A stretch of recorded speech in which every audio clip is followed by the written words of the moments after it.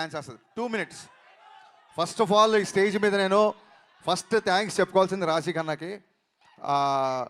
కళ్యాణ్ గారి డేట్స్ టైట్గా ఉన్నప్పటికీ నేను కాల్ చేయగానే జూమ్లో చెప్పనా కథ లేకపోతే ఫోన్లో చెప్పనా అంటే అసలు నువ్వేం కట్ చెప్పొద్దు, నేను షూట్కి వచ్చేస్తున్నా అన్నారు. సో షూట్కి వచ్చి కథ విన్నాక అప్పుడు ఫస్ట్ సీన్లోకి వచ్చారు. థ్యాంక్స్ రాశి, I'm always indebted to you. Thank you so much.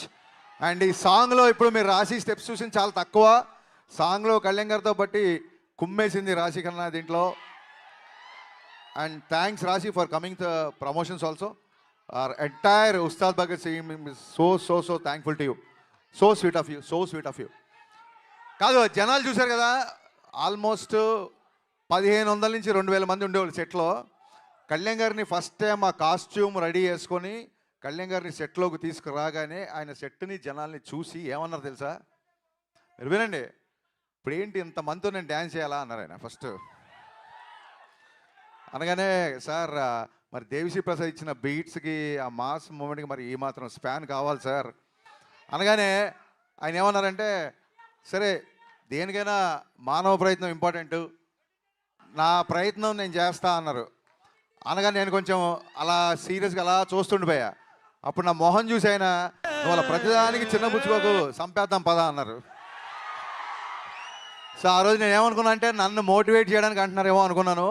కానీ లోపలికి వెళ్ళాక నా ఫుల్గా డ్యాన్స్ కూడా చేయలేదు. ఫస్ట్ రిహార్సల్ జస్ట్ ఇలా చూసుకొని స్టార్ట్ మ్యూజిక్ అని ఒక రిహార్సల్ అది చేస్తే సెట్ క్లాప్స్ విజిల్స్ దద్దరిల్లిపోయింది.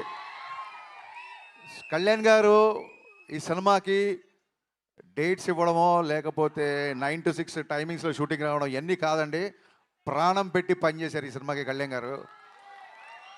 నేను అందుకే ఈసారి పర్ఫార్మెన్స్ బద్దలైపోతే బిగినింగ్స్ ఎందుకు చెప్తానంటే అదేదో ఎలివేషన్ డైలాగ్స్ కోసమో ఫైట్ల కోసమో కాదండి, నిజంగా పర్ఫార్మెన్స్ సెకండ్ హాఫ్లో వచ్చే ఇంటెన్స్ సీన్లో ఆయన పర్ఫార్మెన్స్ బద్దలైపోయింది అంతే. థ్యాంక్స్ టు దేవిశ్రీ ప్రసాద్ గారు. దేవిశ్రీ ప్రసాద్ గారి బీట్స్ ఇప్పుడు ఎలా ఉన్నాయి, రేపు పొద్దున ఇంకా ఫుల్ సాంగ్ వచ్చినప్పుడు థియేటర్ ఎలా ఉంటుందో ఒకసారి ఊహించుకోవచ్చు. Thank you సర్జీ, thank you so much. నేను ముందుగానే చెప్పినట్టు టైం లైన్స్ మ్యాచ్ అవ్వట్లేదు, అందుకని ఇవాళ కూడా రాలేకపోయారు. సో